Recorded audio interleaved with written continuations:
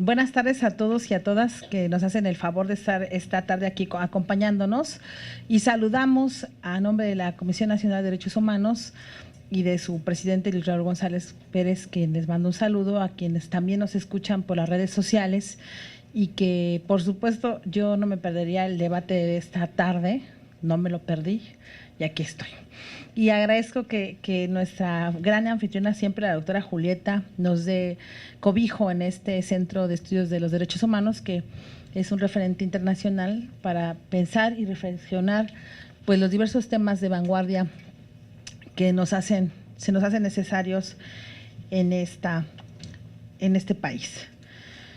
Desde la Cuarta Visitaduría General de los Derechos Humanos nos toca atender un programa que es el programa de Proigualdad, y que justamente un punto fundamental de este programa es observar las diversas prácticas que lamentablemente se generan por los diversos espacios y procesos donde se hace una espiral de silencio o círculos de violencia, y que en efecto también pocas veces miramos los factores que detonan la violencia para nosotras las mujeres.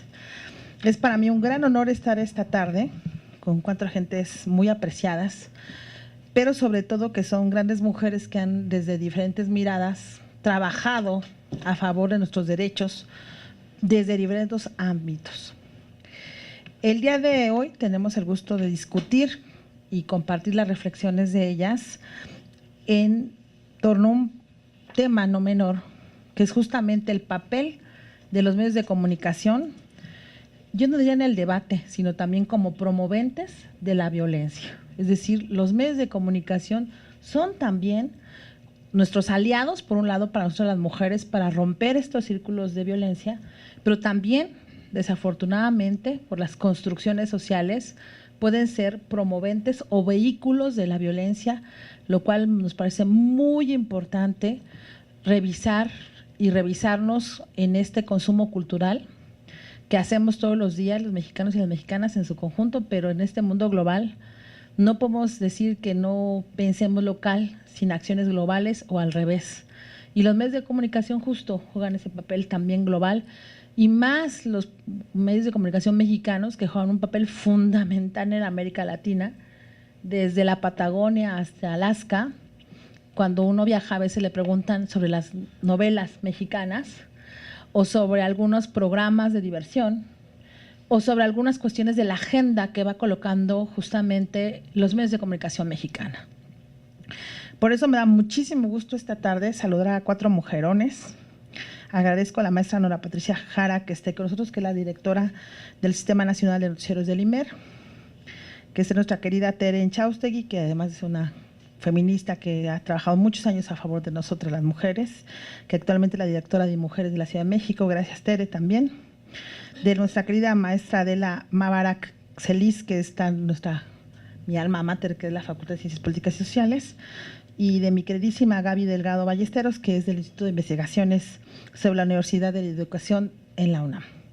De verdad es un gusto. Yo pocas veces tengo la oportunidad de venirme a sentar aquí porque nuestra vida como visitadores generales es muy ajetreada, pero no quería perderme este debate, porque durante muchos años nosotras las mujeres sufrimos justamente de una serie de estereotipos y también una serie de construcciones que los medios de comunicación nos fijan, desde si somos delgadas, si somos blancas, si somos indígenas.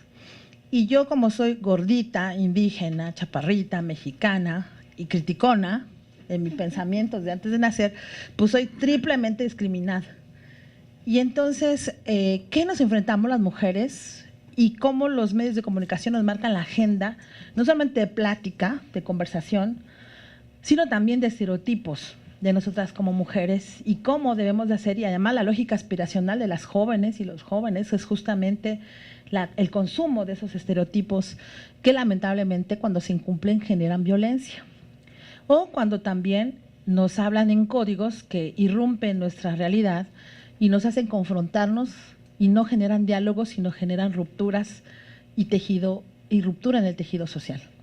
Entonces yo no soy ponente, por ende ya no voy a hablar más, pero sí quiero señalar que para la Comisión Nacional de Derechos Humanos es muy importante reflexionar estos temas. Gracias, Julieta, por abrirnos estos espacios de reflexión en este contexto del ciclo Argumentando los Derechos en nuestra mesa de análisis del papel de los medios de comunicación y el debate, yo diría más bien como vehículos de la violencia contra las mujeres. Gracias a todos y a todos, y decirles a nuestros amigos y amigas que nos hacen favor de seguirnos vía electrónica, que también pueden hacernos preguntas.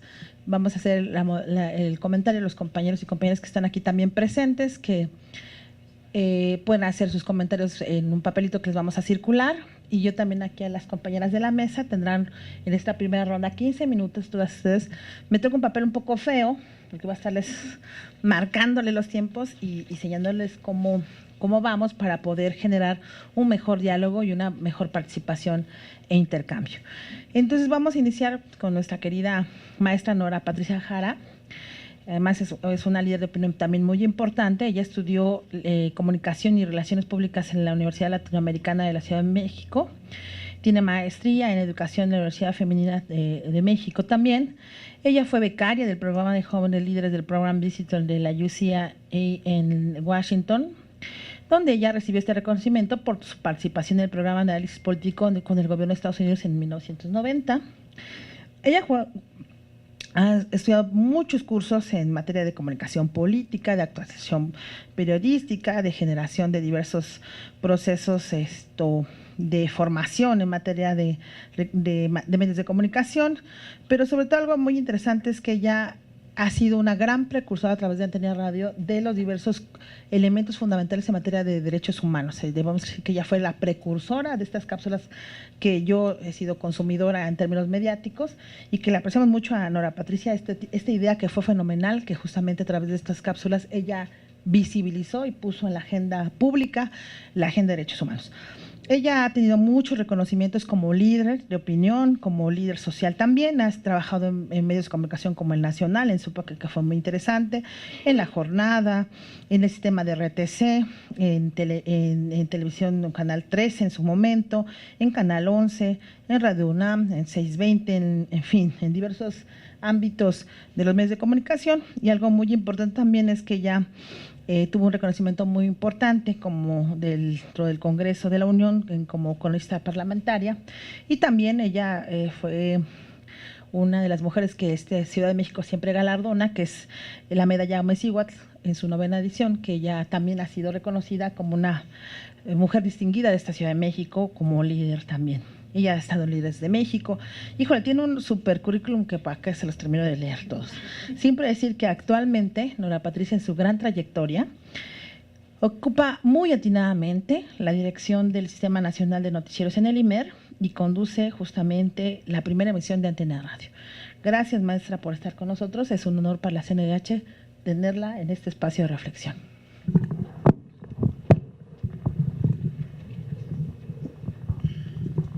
Gracias a la Comisión Nacional de Derechos Humanos, a quien ha organizado también este encuentro. No sé si vayamos a debatir exactamente, creo que tenemos muchas coincidencias, pero es importante hacer una revisión sobre el tema de la violencia de las mujeres. Gracias, Herendia, por esta presentación. Es cierto, quienes formamos parte de los medios de comunicación siempre tenemos el dilema de la parte de cómo se ve a la mujer o cómo resolvemos el problema del género. Yo digo el problema porque termina siendo un problema al final en el tema laboral. Simplemente, bueno, los espacios ahora son mejores para las mujeres. Las mujeres somos la mayor parte de las trabajadoras de los medios de comunicación, tanto en la televisión, en la radio y en los medios impresos. Pero muy pocas acceden a los puestos más importantes, a los mejores espacios, en este caso a tener quizá el propio informativo, pero con tema de decisión sobre los contenidos, no nada más leer, ¿no? el informativo. Es cierto, somos parte del problema, pero también somos una solución. Los medios de comunicación vivimos también una violencia de género, quienes pertenecemos a ellos, no somos ajenos. Sí contribuimos también a esta violencia de manera indirecta, porque al hacer programas o contenidos podemos deformar la percepción de los auditorios o de los escuchas o de los televidentes llevando mensajes de apología de la violencia, que eso pues los vemos prácticamente todos los días. Hoy está de moda. A mí sí me sorprende. He dejado de ver mi cota de violencia nocturna, como yo antes decía, ¿no? Llegas, ¿no? 7, 8 de la noche a casa, 8, 9, te preparas tu cena, prendes la televisión. Los noticieros son tan tarde, ¿no?, que ya no ves noticieros. En mi época, pues, se usaba que vieras un noticiero a las 9 de la noche. Ahorita son tantos que ya ni siquiera te llaman la atención, y lo primero que pues llegaba uno a ver era Mentes Criminales, y ay, o sea, ¿qué más podemos ver, no? O sea, era mi dosis diaria de muerte. Pongamos las telenovelas. Hoy son la verdadera apología de la violencia, donde los criminales son los héroes, las mujeres tienen que ser muy hermosas, las esposas, novias o amantes de los criminales para poder ascender socialmente, y eso es lo que estamos viendo en nuestras pantallas. Una apología que va en contra de nuestras instituciones, que va en contra de nuestras creaciones que hemos tenido como sociedad para poder enfrentar la violencia. Eso yo lo opino a nivel personal. No me gusta verlo, lo que hago es de cambio y veo otras cosas, pero es muy difícil abstraerte de lo que pasa con los medios y el tema de la violencia hacia las mujeres.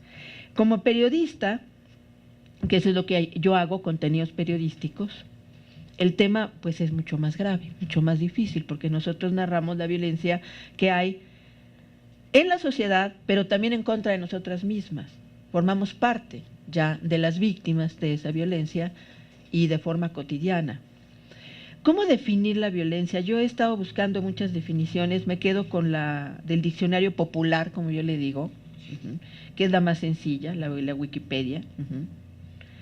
La violencia política de género, que es de lo que estamos hablando hoy, bueno, en específico yo preparé mi texto sobre esto, es un medio común usado por los pueblos y gobiernos de todo el mundo, dice, para lograr objetivos políticos.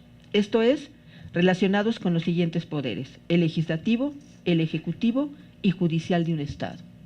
Se trata de un concepto habitualmente utilizado en ciencias sociales y políticas que hace referencia a destrucciones o atentados físicos contra objetos, instituciones o personas cuyo propósito, selección de daños y víctimas, puesta en escena y efecto, poseen una significación política y tienden a modificar el comportamiento de los protagonistas en una situación de negociación mediante una coerción consumada.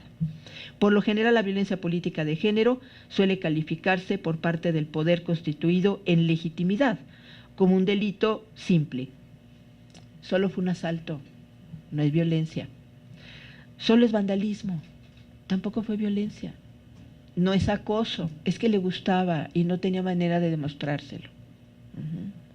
No es una disputa por el poder, es que estas mujeres no están preparadas para gobernar. No pueden ser elegibles, necesitamos un hombre.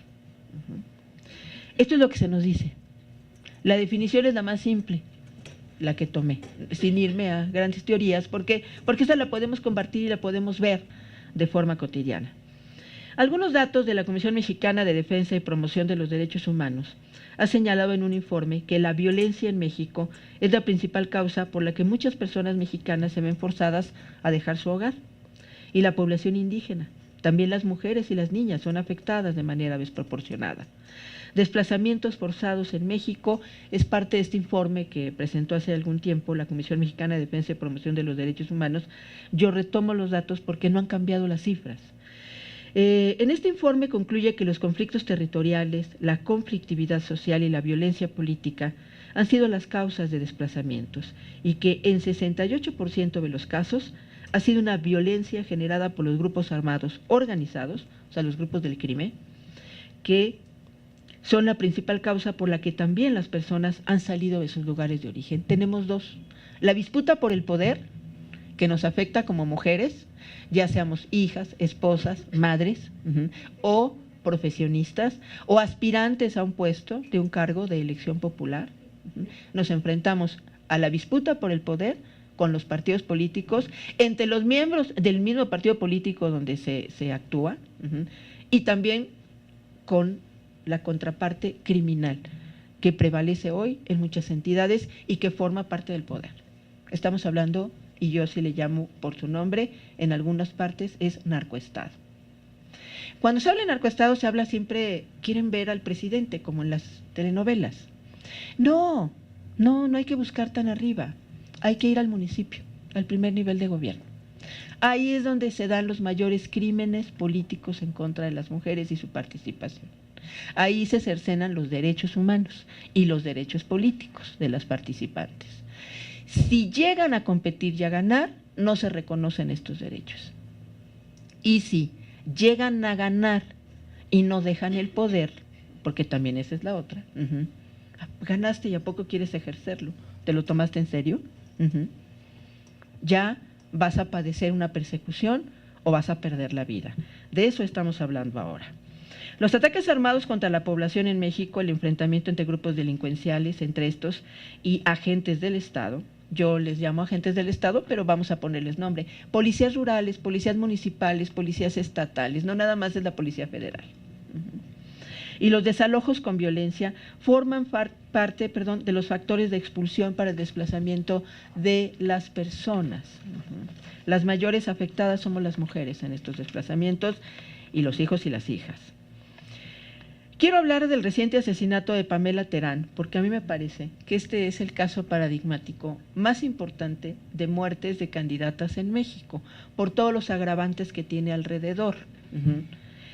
Ella fue masacrada, era candidata a regidora con licencia de Juchitán, Oaxaca, candidata a concejal por la coalición Todos por México. Y es un crimen que ha indignado a las mujeres feministas y a las no feministas también, a muchas que tienen de alguna manera información y un grado de conciencia política. Es un tema que vuelve a poner en la agenda la problemática de cómo vamos a erradicar la violencia de género en las campañas políticas. La campaña de 2018, me atrevo a decirlo, y eso que todavía faltan 3 semanas, quizás sea la campaña más violenta en contra de candidatos, pero especialmente de candidatas que hemos vivido en nuestro país. Pamela Terán fue atacada a balazos mientras se encontraba junto a otras personas en un automóvil afuera de un establecimiento ubicado en una zona céntrica de Juchitán. En esta agresión murió su chofer y también una fotógrafa, María del Sol Cruz Jarquín, quien era más que una fotógrafa. Aquí entramos los medios. ¿Por qué le puse fotógrafa? Porque en la mayoría de los reportes noticiosos de esa mañana era una fotógrafa muerta. No se ponía que era jefa del área de comunicación social de la Secretaría de Asuntos Indígenas del Estado de Oaxaca, que había sido comisionada, entre comillas, en realidad había sido obligada, ¿sí?, por su jefe, Francisco Javier Montero López, a cubrir actividades de su hermano, de Geo Montero, el candidato a primer concejal de Juchitán, por la coalición Todos por México. Yo entiendo, y según los testimonios de su madre, que además es una gran feminista y una luchadora muy importante de los derechos humanos y en contra de la violencia de las mujeres, y la paradoja es que perdió a su hija, ¿no?, alguien que lucha por estos derechos, y de qué manera. No se quería reconocer que también las víctimas colaterales formaban parte del atentado a la candidata. Si bien se intentó con todo y se logró matar a la candidata Pamela Terán, hubo víctimas ahí que no debieron haber estado y que no importó que fueran jóvenes. Yo creo que en algún momento debe haber algún tipo de freno para los criminales, pero no lo hay. Y lo más grave es que una vez que se conoció la noticia, el jefe de ella lo renunciaron, porque aquí hay también un delito que no quiere reconocer todavía el Instituto Electoral Local en Oaxaca, el uso de recursos públicos y de personal para apoyar candidatos. A eso la mandaron. Ella se lo comentó a su mamá, ella protestó, pero dijeron, pues quieres seguir tu trabajo, tienes que hacerlo, y ella lo hizo. No significa que haya renunciado que enfrente a la ley, al contrario, seguramente es para que no la enfrente. Los datos de la violencia de género no se quedan en el asesinato de Pamela Terán. Mire, entre el 8 de septiembre de 2017 y el 7 de febrero de este año, se registraron en total 83 agresiones en contra de políticos en todo el país, hombres y mujeres. 54 terminaron con el asesinato de actores políticos, alcaldes en funciones, exalcaldes, regidores, precandidatos en el ámbito local, según una empresa independiente consultora que analiza estos temas. Estoy hablando de la empresa Etelket Consultores. Un informe sobre violencia política que emitió la misma empresa, que es una consultora, dice que la violencia se intensificó con el arranque oficial del periodo de las precampañas, desde el 14 de diciembre del año 2017, fecha de inicio de las mismas. Se ejecutaron nada más en esos días a 29 personas. Pero en total, en ese periodo hubo 54 asesinatos. Es un informe independiente. Puedo seguir contándole la historia de más crímenes, pero yo me quiero concentrar en unos datos. La Fiscalía Especializada para la Atención de Delitos Electorales, FEPADE, ha registrado 200 casos de violencia política contra mujeres desde el año 2016 a la fecha. Y en términos generales, las agresiones, ataques, atentados y asesinatos registrados en el proceso electoral representan un incremento del 400% en la violencia del actual proceso. De eso hablamos. Una violencia criminal que no podemos detener, que impacta a los medios de comunicación. ¿Por qué? Porque no sabemos cómo manejar estas informaciones más allá del reporte de mataron a fulano del partido tal y se acabó. Y mañana vamos por el siguiente muerto y al día siguiente por el siguiente muerto y luego por el otro muerto. Es muy grave. Se han registrado hasta ahora en este proceso electoral 382 agresiones globales en contra de políticos y candidatos en 31 entidades. ¿Cuál es la causa de la violencia política de género? Si me enfoco nada más en las mujeres, la disputa por el poder. Háganse a un lado, quítense, ustedes no valen.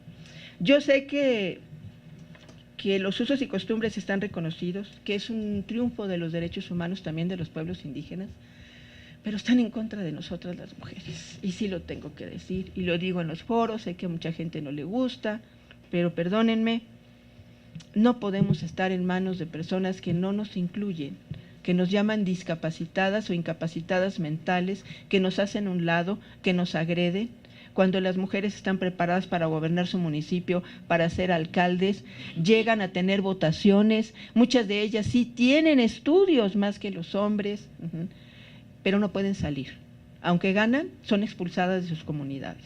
Casos hay muchos, no nada más el de esta Eufrosina Cruz, ¿no? Que ese es uno quizá el más paradigmático, ¿no? Para terminar, yo quisiera dejarles con algunas reflexiones. Primero, estamos en un proceso electoral en México con una elección donde se van a renovar 1,979 presidencias municipales en 24 estados del país. Pero solo existen 288 mujeres gobernando en estas 1,979 presidencias municipales. Hay 32 estados que lo conforman. 29 de esos estados tienen lineamientos de paridad reconocidos por sus órganos electorales, pero en realidad no se aplica. Esa es la verdad. Nada más para terminar, porque ya se me acabó el tiempo. Son varias reflexiones. Una de una actriz, Nicole Kidman, ¿sí?, que era embajadora de la ONU, en un discurso dijo esto sobre la violencia. 1 de cada 3 mujeres puede sufrir de abuso y violencia durante su vida. Esto es abominable, una violación a los derechos humanos, pero continúa siendo una de las pandemias más invisibles y poco conocidas de nuestros tiempos. Esto dice esta actriz. Jiddu Krishnamurti es un filósofo y escritor de la India que ha dicho esto sobre la violencia de género. La violencia no solo es matar a otro. Hay violencia cuando usamos una palabra denigrante, cuando hacemos gestos para denigrar a otra persona, cuando obedecemos porque hay miedo. La violencia es mucho más sutil, mucho más profunda. Y Eduardo Galeano, un gran escritor, nos recuerda: al fin y al cabo, el miedo de la mujer a la violencia del hombre es el espejo del miedo del hombre a la mujer sin miedo. Yo creo que esto nos hace reflexionar y enfrentar lo que los hombres a lo mejor padecen cuando ven a las mujeres quitarles su puesto o lo que ellos creen que les pertenece de toda la vida. No se trata de eso, se trata de convivir. Y una sociedad que incluye y no excluye vive mejor, y tendríamos mejor hombres y mejores mujeres si trabajamos juntos. Ese es mi punto de vista. No se trata de pelear con ellos. Son algunos datos, nada más. No me concentré en el tema de los asesinatos de periodistas. Hemos hablado mucho de ello. Me lastima mucho. No se han resuelto. Y lamentablemente van a seguir muchos más. Gracias.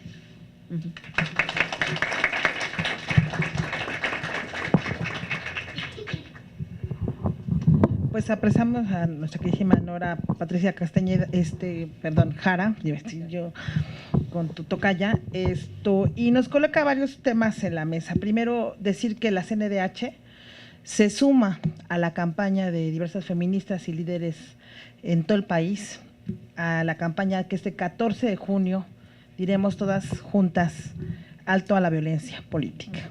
Nos sumamos formalmente como Comisión Nacional en este proceso que muy de la mano nos dio un riquísimo paseo, muy lamentable, muy doloroso, Nora Patricia, en términos de las diversas violencias que en lo cotidiano, en la microfísica del poder, las mujeres somos víctimas cuando entramos en los espacios públicos. Y diría yo, apreciamos esta reflexión, nos deja varios puntos en el tintero que ya iremos comentando y debatiendo efectivamente, y sobre todo esta parte de estas disputas por el poder, al final del día se rompen por la parte más débil que somos nosotras las mujeres, que siempre somos las que nos movemos en función de las necesidades, en función de las luchas sociales, en función de mejorar nuestras condiciones de vida, pero que lamentablemente no tenemos, todavía seguimos con este techo de cristal, pese a las legislaciones y pese a muchos procesos que están avanzando.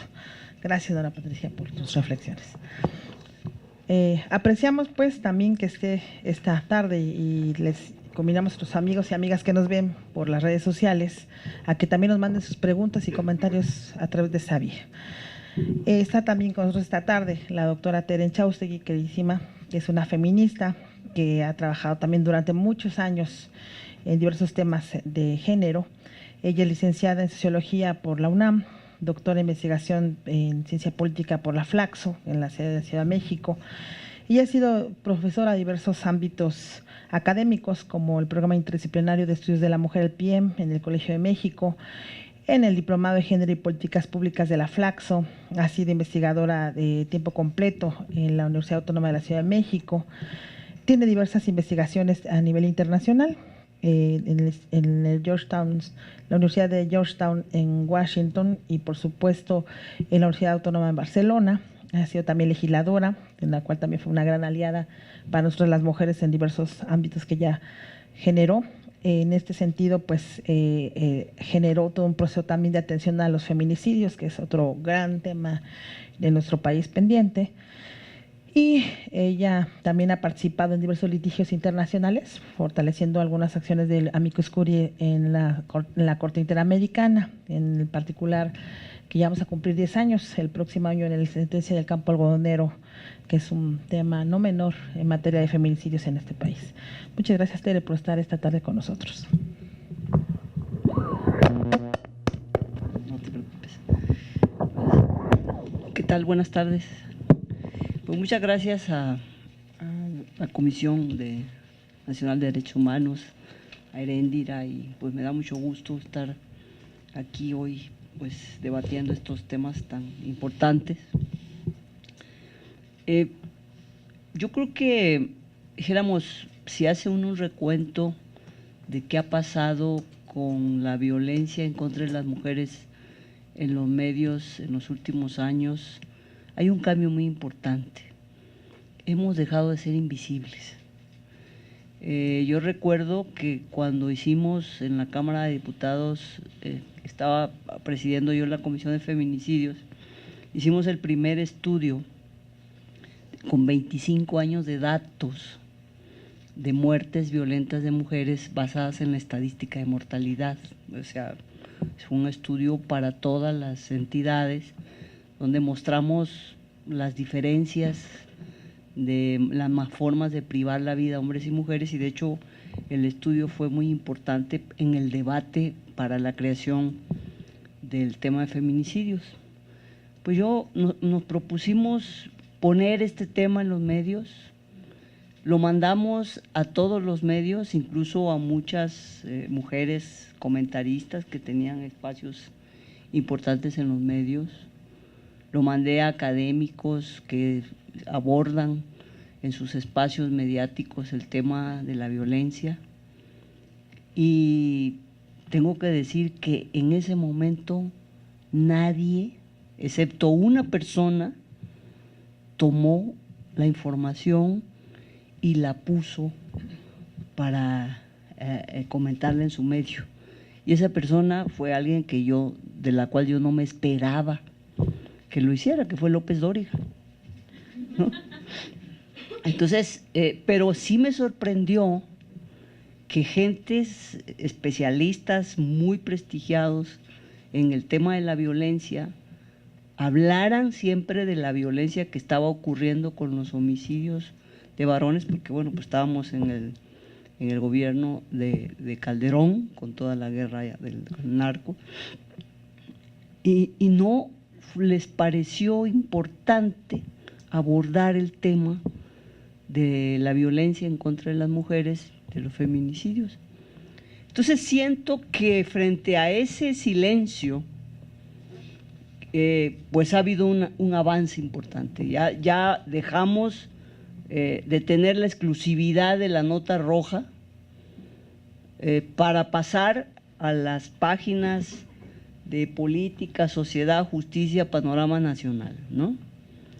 Esto, pues, en los medios impresos, en los medios, de la televisión, no es tanto, o sea, no, como decía Nora, no tiene charm el tema, no es agradable, y entonces nosotros le echamos tierrita a lo que no queremos ver, ¿no? Entonces, pero hay, dijéramos, los espacios para debatir el tema se abren, pues, el Día Internacional de la Mujer, o sea, 2 veces al año, ¿no? El Día Internacional de Lucha en contra de la violencia en las mujeres. Son los 2 únicos días donde los medios toman el asunto y dan datos. En redes sociales sí hay mucho más información. Y yo creo que todavía en el abordaje, pues está centrado en los casos y en algo que pues es muy natural, muy legítimo, que es el reclamo de justicia a las autoridades. Pero creo que como sociedad todavía no damos este paso que yo creo que en otros países sí se está dando, pues de analizar cuáles son las fuentes culturales y estructurales de esta violencia, que no es solamente en contra de las mujeres, porque bueno, todo esto que nos está pasando como país, en donde pues sin tener una guerra civil, tenemos mucho más muertos que en países donde hay guerras civiles, ¿no? Debiera ser realmente un tema de una profunda y extendida reflexión. Podemos encontrar razones institucionales que son muy válidas en un país donde solamente se denuncia el 8% de todos los delitos que se cometen y donde solo 8 de esos 8 que se denuncian son sancionados, pues es un país de la impunidad, ¿no? O sea, realmente es de sorprenderse que no haya más delitos porque no cuestan nada, ¿no? Y seguimos en una política de seguridad que sigue concentrando los recursos en las fuerzas militares y en la persecución de delincuentes, algunos sí, otros no, pero ahí van entre el montón, en las calles, ¿no? Y los recursos que tendrían que estar para la procuración de justicia son la tercera parte de lo que se concentra en operativos militares y policíacos, ¿no? En un país donde tenemos un tercio de los jueces que necesitaríamos, ¿no? En fin, creo que hay una parte ahí que sí institucionalmente explica esta violencia, políticamente también, o sea, esta descomposición de las formas de gobierno. Yo he llegado a pensar que la violencia es un recurso de gobernabilidad, es decir, cuando lo general, lo que se ha generalizado es estas formas de violentar derechos, de violentar personas, y esto se ha convertido también en un motor de la apropiación de recursos. Pues yo tiendo a pensar que la violencia es un recurso, el desgobierno es un recurso del poder, de ese poder que no tiene ningún freno y que no le rinde cuentas a nadie. Entonces, hay que preguntarse bien, y vamos a tener, yo creo, en breve tiempo, la posibilidad de preguntarnos a fondo de quiénes son los que se han beneficiado con esta violencia. Pero bueno, es esta parte. Y en ese marco, la violencia en contra de las mujeres ha tenido un incremento. Yo digo que estamos en el peor de los escenarios. Cuando nosotros analizábamos los datos de 25 años de muertes violentas de mujeres y de muertes violentas de hombres, encontramos que de los años 60, 70 hasta 2007 había producidose una caída muy importante de más de 30% en la tasa de homicidios por cada 100,000 habitantes, que es la tasa con la que se mide en todo el mundo la violencia social, ¿no? Podríamos decir, desde el punto de vista de Norbert Elias, que habíamos tenido un ciclo civilizatorio en donde la violencia había pasado como forma de dirimir conflictos, y teníamos en 2007 algo así como 8 homicidios por cada 100,000 habitantes. En 2007 se levanta y ahorita pues yo creo que estamos como que en 30, ¿no? Promedio. Entonces, pero había un dato interesante. El porcentaje de homicidios en donde la víctima era mujer no se había movido igual a lo largo de 25 años que el resto. De hecho, subía como proporción cuando la violencia en general bajaba. Entonces llegamos a la conclusión de que la fuente de la violencia en contra de la mujer era de otro origen, tenía un origen propio, ¿verdad? Porque había además un piso histórico prácticamente. Pero ¿qué pasó cuando vemos después de 2007 la subida? Encontramos que, si bien es cierto que la violencia en contra de las mujeres permanece como una constante cuando baja la violencia social, cuando sube la violencia social, sube la violencia en contra de las mujeres. Entonces, ahí hay un tema fuerte. Estamos, por supuesto, mucho menos seguras en un clima de violencia que en un clima sin violencia. Entonces, hay un asunto ahí que ver, pero hay que analizar esta fuente propia de la violencia de género en México. Y ahí yo creo que la tarea, pues, de investigadores, de escuelas, de facultades, de instituciones como la CNDH, tiene que hacer como un esfuerzo mayor.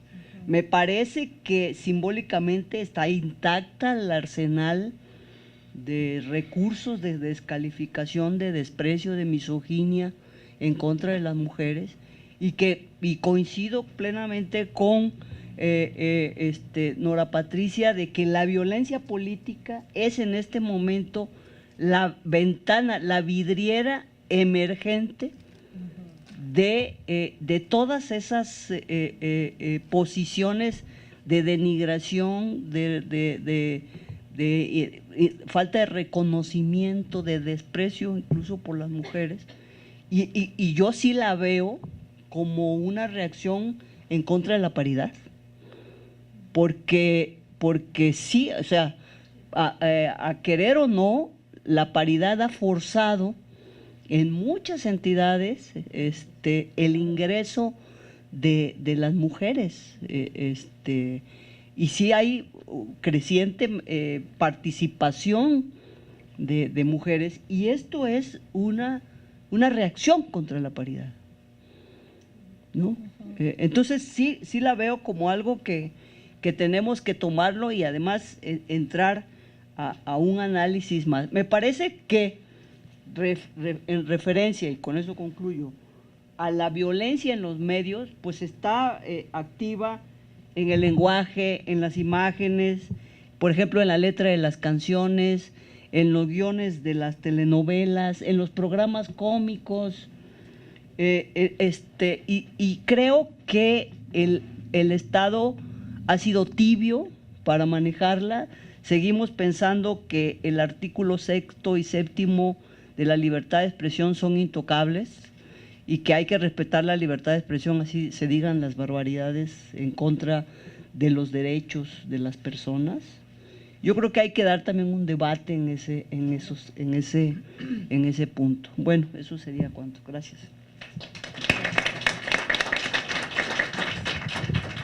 Le apreciamos mucho a Tere sus puntualizaciones y creo que el punto sustantivo efectivamente es ver y observar las fuentes de la violencia contra las mujeres, y hay un imaginario también cultural que es el que atinadamente se ha colocado en términos de estereotipos y demás elementos, pero quisiera yo colocar que justamente cómo se da este proceso de invisibilidad de nosotros las mujeres en los medios de comunicación, pero cómo sí aparecemos visibles, y esa es la parte que habrá que tener mucha revisión.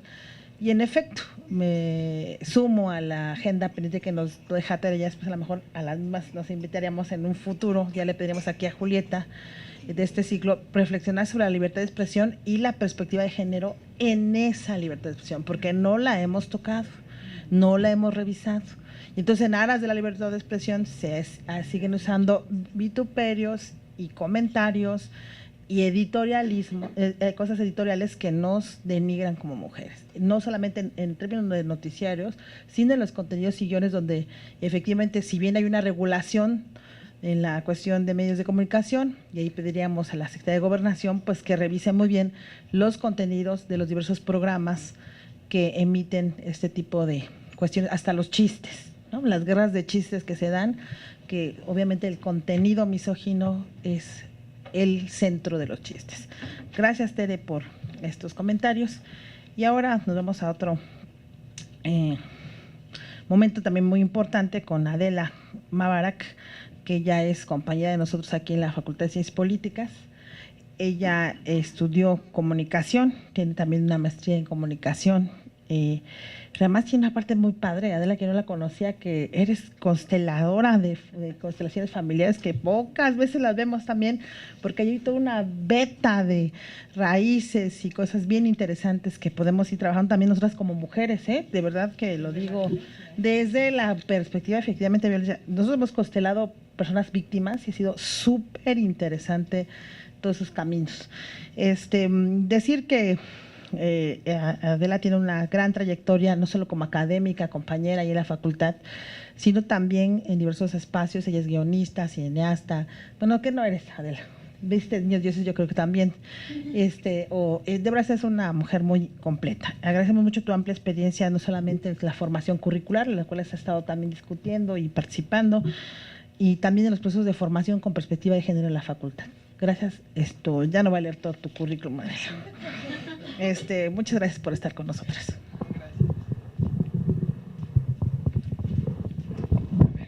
Bien, pues muchas gracias por la invitación, por estar en esta mesa, por compartir con ustedes.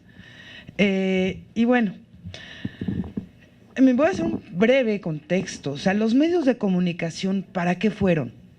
¿Para qué se formaron? Es una parte muy importante dentro de nuestra sociedad y, sin embargo, no han sido equitativos desde sus inicios. Lo vemos, traigo en la presentación, ¿no? desde la publicidad en los impresos, el ama de casa siempre vista como la guía para hacer, todo tiene que estar relacionado en la mujer desde la publicidad. El ama de casa, la mujer abnegada, ¿no? Dentro de la televisión también, bueno, se ha visto desde sus inicios de la publicidad lo mismo. En el exterior y la radio, en la década de los años 40, esto son imágenes más o menos de esa época, de la época de los años 40, 50 en México. La mujer siempre como un objeto sexual, sin sueños ni anhelos, ¿no? Para proyectarse como profesionista. La humilde servidora de los hombres. Estos a su vez son los que pueden divertirse, y esto lo veo también y se ve mucho también en la publicidad, viajar, conocer personas diferentes, tener autos, etcétera.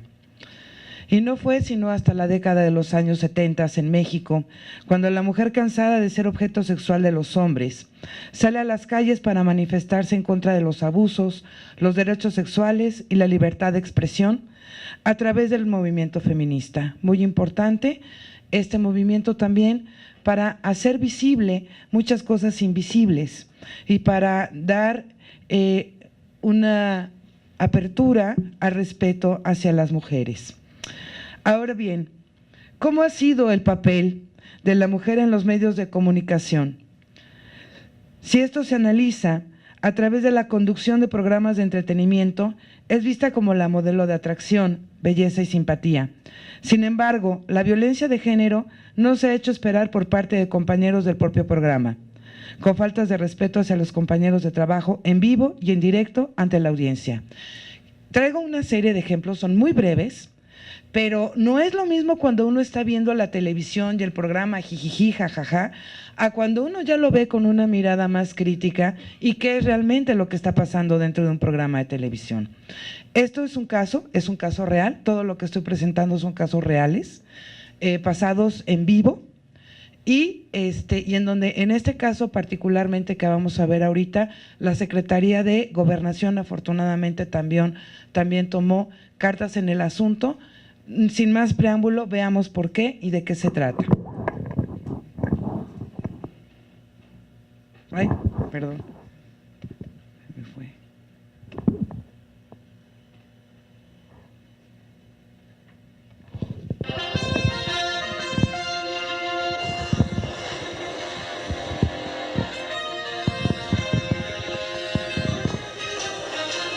¿Por qué me ilusionaste con ese? Oh, perdón, está.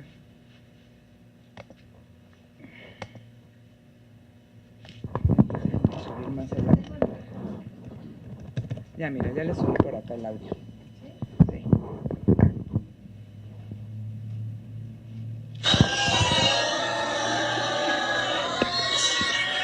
No, eso no es. Perdón,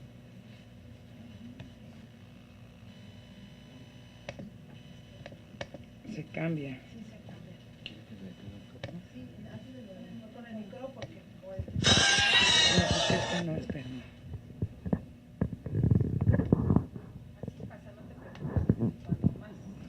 Sí, ¿verdad? No, pero es que este sí es un ejemplo real, ¿no? De conductores en vivo, además, y ahorita van a ver por qué.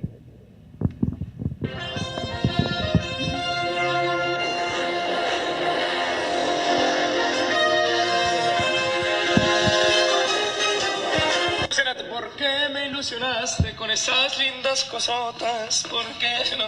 No, caricia, es que es poquito. Mijita dice, saluditos para Aldo. Mira.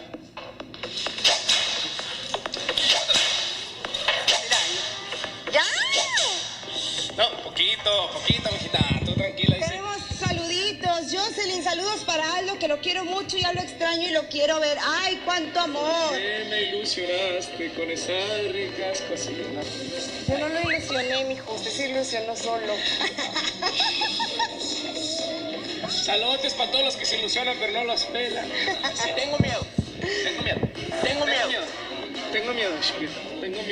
Oye, tengo miedo. ¿A dónde vas? Ven, ¿a dónde vas? Ya vas corriendo allá en las televisoras, espérate, ya casi allá. Pues sí, espérate. Itzel Macías, saludos a la familia Macías Guevara, que ahí estamos para lo que necesite. Y mi mamá, que la quiero y que no esté triste, y mi papá, que dice que está guapa Tania, y mi mamá dice que está guapo Enrique. Besos. Itzel Macías, besotes a ti y a toda tu familia. Muchísimas gracias. Por cierto, saludos a toda la gente. Ahora sí que estuvimos en la feria y se rompió parte del récord. Ahora estuvimos abriendo ahí el Bebeto hace algunas semanas. Fueron 27,000 gentes. Muchísimas gracias a toda la gente que corrió. Y por cierto, también el domingo que estuvimos con Edson Zúñiga, el norteño, calcularon alrededor las entradas que hasta ahorita están. Fueron 30,000 gentes, si no me equivoco. Muchísimas gracias que la gente que corrió junto con nosotros ahí en el legado. La verdad es que fue todo un show que realmente se te erizaba la piel. No, sí. Ya, los 50,000 pesos. Sí, y mis 50,000 pesos, ¿qué? Anótele, ay, mija. No. Poquito, mira. Es que quiero que le tomen este lindo collar que trae este día de hoy. Parece como un tipo faraón. Mira, mami, mira, qué bonito collar. Así como tú. Apóntele bien. Ahí, Ya, ¿qué te... ya, no seas idiota, Enrique. Poquito. No manches. ¿Qué? ¿Qué tiene? Camarógrafo, ayúdeme, por favor, alguien aquí. No, o sea, una cosa es de que estés aquí diciendo del collar, otra cosa que me estés agarrando a la boobie. No te agarré la boobie. ¿A qué vamos? Nada más fue un... ¿Qué? ¿Qué? ¿A qué vamos? ¿A dónde vamos? ¿Qué sigue? Mira, la otra ya no le gustó. Vamos a continuar con muchísima más. ¿A dónde? ¿Para qué? Mira, pues se me hace que cambiamos. No, pues... ¿Cambiamos qué? ¿De qué? ¿Cambiamos conductor? Sí, cambiamos conductor. O sea, una cosa es que estemos aquí al aire y estemos platicando y estemos haciendo todo. A que vengas y me agarres las nubes. No te agarré nada, ahí se ve. Se ve la imagen. No te agarré nada. Si te hubiera agarrado, te hubiera hecho algo así. Yo no puedo trabajar así. Si no te gusta, mira. Ahora sí, ok, muchísimas gracias. Ay, una disculpa, mi gente, creo que mi compañera anda un poquito hormonal. Se me hace que se le subieron, ¿qué? Se le subieron las ubres, mira. Pues si no, no. Entonces, bueno, esto es un ejemplo, ¿no?, de lo que se vive cotidianamente dentro de los medios de comunicación, y las cosas obviamente pues no quedan ahí, ¿verdad? Ahora, ¿cómo ha sido de papel en que también existe pues una doble moral de la cual millones de televidentes están al día, ¿no?, con esta situación? Y entonces, bueno, pues también aquí lo vemos, ¿no?, cuando hacen campañas en contra de la violencia, y por el otro lado también generan violencia, como lo vamos a ver a continuación.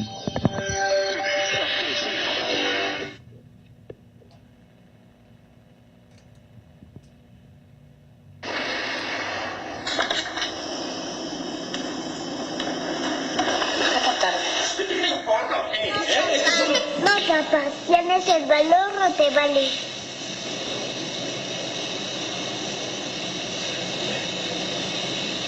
Fundación Televisa. No cabe duda que eres una estúpida. ¡Idiota! Para conseguir lo que quieres. ¡Híncate, idiota! Júrame que me vas a pagar.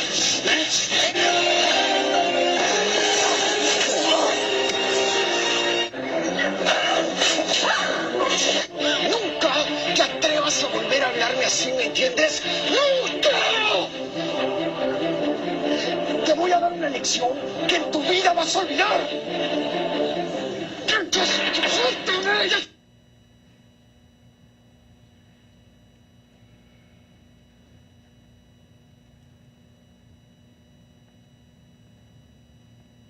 Televisa. ¿Tienes el valor o te vale? Bien, y por otro lado, bueno, pues también tenemos una violencia que se ha generado a través de otro tipo de programas, en donde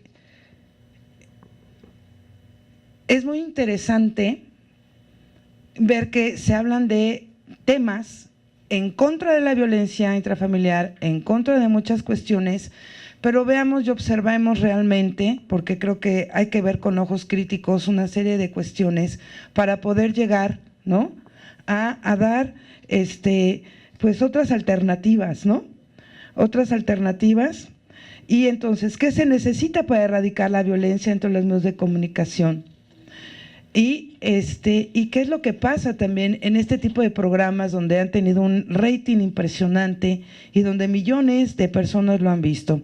Y para ejemplo, bueno, pues veamos son cortos, como les digo, para verlo, ¿no? Con un poco de detenimiento. Yo me pregunto, el tema es la violencia, son las violencias, ¿y qué sucede realmente en este caso?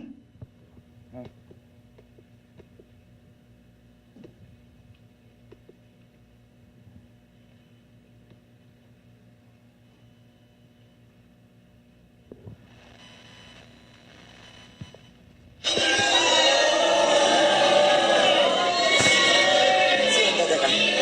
A ver, mamita, ¿no estás muy chica para hacer así?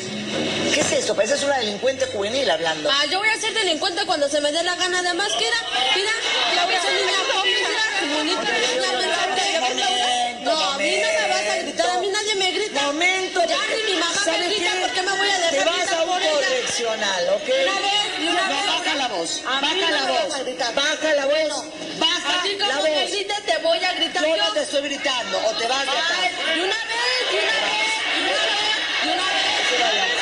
A nadie le tengo miedo. Yo vengo ¿sabes, Laura, cómo es agresivo el hombre? Mira, Robertito, a tus panelistas, infórmales a dónde vienen, porque parece que vienen engañados. ¿Viene engañado la señorita? Para nada, ella ha sido agresiva, Laura, de hecho siempre está molestando. Ella es así, es una incorregible, Laura. A mí no me va a faltar respeto a nadie. ¿No? Jamás, jamás, Laura. Porque cancelo el caso, te cancelo a ti, cancelo todo. Ok, Laura. ¿Ok? A mí no me va a venir a faltar el respeto. Nadie. ¿Estamos claras? Sí, estamos claras. A mí no me vas a nadie gritar. a mí tampoco nadie me va a gritar. Pues bien, eso es nada más una pequeña muestra, porque esto obviamente ha sido más. Y bien, para terminar, ¿y qué es lo que yo, de alguna manera, se propone? Rápidamente, ¿qué se necesita para erradicar en los medios de comunicación? Responsabilidad de los contenidos por parte de las televisoras, hacer nuevas producciones con contenidos de análisis y profundidad de los acontecimientos, hablar de cifras precisas acerca de la violencia real que se ejerce en contra de las mujeres y niños, romper el silencio como parte de la ética de los profesionales en comunicación y la utilización de los medios, creación de nuevos paradigmas y equidad de conducción en los programas deportivos, noticias y entretenimiento de una forma constructiva a través del respeto mutuo, la dignidad y tolerancia, hacer visible no solo la violencia física, sino también de los golpes ocultos a través de la humillación y el maltrato psicológico que se genera en contra de las mujeres, ejercer dentro del ámbito académico el conocimiento con responsabilidad, fomentar la ética y los valores humanos. Muchas gracias.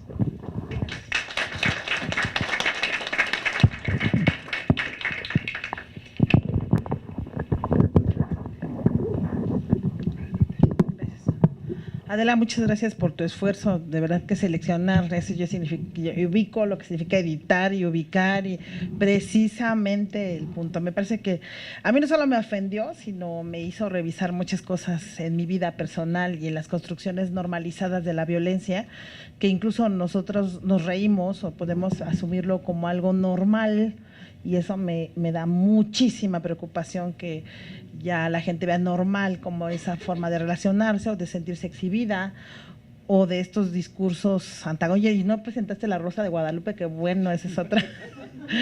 Pero bueno, hay muchos casos que podemos lamentablemente poner de ejemplo. Tú hiciste una selección muy espeluznante, diría yo, de lo que consume la sociedad.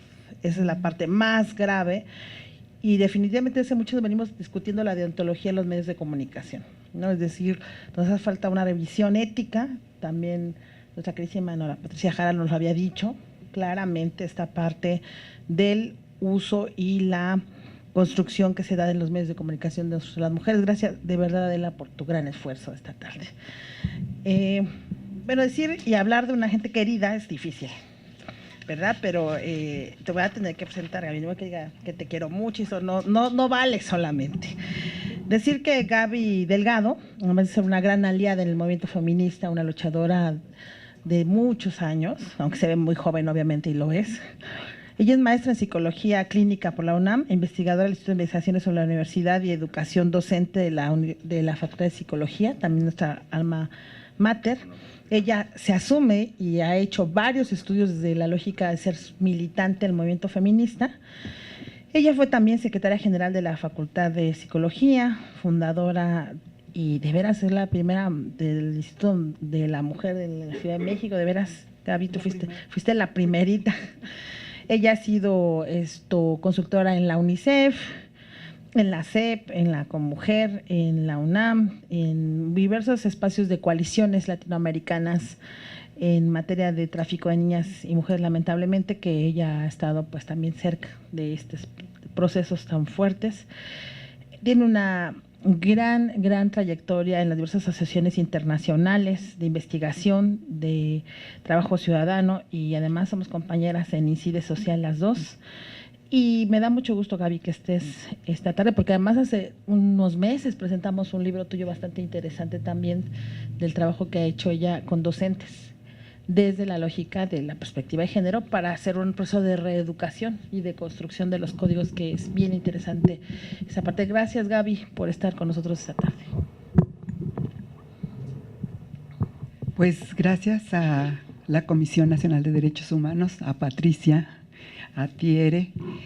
Yo me voy a enfocar de otra manera. Y me voy a enfocar de otra manera por varias razones. Una, quien nos convoca es la Comisión Nacional de Derechos Humanos, y considero que es muy importante saber qué casos de los medios de comunicación son objeto de quejas y de recomendaciones por parte de la Comisión. O sea, estoy convencida, con lo que decía Norma, creo que el momento coyuntural es las elecciones, y que esas elecciones han visibilizado la violencia que se tiene contra las mujeres, que exacerban los medios de comunicación. Sin embargo, es un momento específico, y el hecho de que se visibilice las agresiones a las mujeres no nos resuelve la problemática. Tenemos que ir más allá de la visibilización. Y en este sentido creo que hay varios tipos de violencia, pero lo que nos convoca en este lugar es la violencia institucional, la violencia que ejercen todas aquellas personas que se dedican al trabajo público, en la administración pública o en las diferentes instituciones u organismos que dependen del Estado. Eso por un lado. Por otro lado, creo yo que tenemos que hablar justamente de lo que decía Heréndira. ¿Qué origina las violencias? Y no solo qué origina, qué consecuencias tienen las violencias.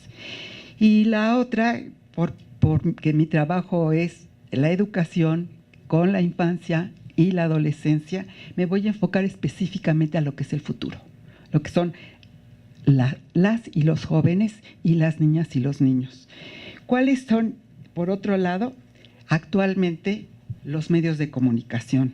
Casi siempre nos centramos en que los medios de comunicación es la televisión. Antes era la radio y los periódicos.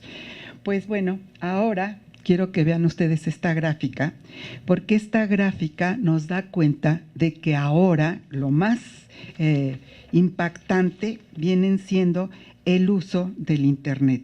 Como pueden ver, en el 2006 había 20.2 millones de usuarios de Internet, y en el 2017 son 79.1 millones. Cuando hablamos de violencias, tenemos que ver qué las está causando. Y parte de esta causa es justamente este nuevo boom de medios de comunicación que van más allá de la radio. Yo recuerdo que oía la radio con mi abuela, porque ella casi que nació con la radio, y era un poco adivinar los golpes, cómo eran, cómo se hacían, cómo se exacerbaba el golpe en la radio, y por lo general eran hacia las mujeres. Posteriormente es la televisión, traía yo cosas de la televisión que por el tiempo las voy a pasar, pero sí quiero que vean el énfasis. O sea, y como persona dedicada a la educación, me parece que los medios de comunicación, el Internet, todo lo que se usa, y vamos a ver luego esto, es lo que está impactando más y está impactando más en cierta cohorte, en cierto grupo de población. Por otro lado, me parece importante decir que el vertiginoso avance de los medios ya no son de información, es de almacenamiento y de transmisión de información, han puesto de manifiesto un gran peligro. Y esto, un filósofo muy actual, Tsvetan, dice: demasiada información mata información. Basta con plantear una pregunta en Internet para recibir inmediatamente 100,000 respuestas. Y lo veo con mis estudiantes, lo veo con mis compañeras que se les enferma un niño o una niña y lo primero que hacen es meterse al Internet y ver cómo se va a resolver el problema. Y entonces hay, como decía Lipovetsky decía, la era del vacío. Tantas recomendaciones hay que llega un momento en que dice uno que sigue enfermo. ¿O qué voy a hacer? ¿Con quién lo voy a llevar? Son muchas respuestas. Entonces, además, esta información se acumula. Luego, por otro lado, independientemente del medio, lo más importante es algo que decía Erendira. Los medios de comunicación, sean cuales sean, son imaginarios, son virtualidades. Nada es real, pero es tal su impacto, lo repiten tantas y tantas y tantas veces que esa virtualidad genera una historia, genera una identidad y genera una pertenencia. Esta identidad, esta pertenencia determina el comportamiento. Y aquí quiero ser muy clara, porque como esto lo peleé yo desde que hicimos el Instituto de la Mujer de la Ciudad de México, lo peleé muchísimo con Malú Micher, que es mi gran amiga. No podemos hablar de violencia de género si no hablamos de víctimas y victimarios. O sea, no se va a resolver la violencia contra las mujeres si no vemos la contraparte. Y la contraparte ya no es un imaginario social, la contraparte es una ideología y un sistema heterosexual, o sea, en donde solo se permite esas relaciones de hombres y mujeres, una sociedad androcéntrica en donde todo se mide y se valora en función del hombre, misógina, porque la mujer es la subordinada, la oprimida, la ultrajada y la cosificada. Y una sociedad patriarcal, hegemónica, como la que tenemos en el país. Y lo decía muy bien Nora.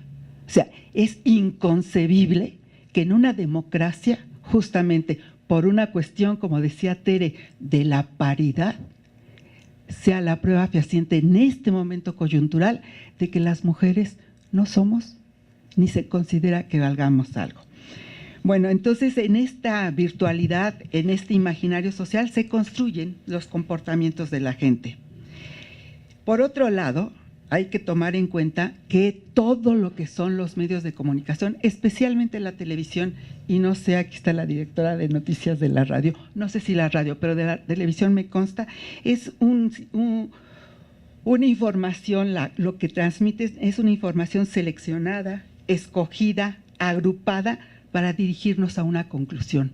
Y esto es lo que se llama la alienación del público, la alienación de la audiencia.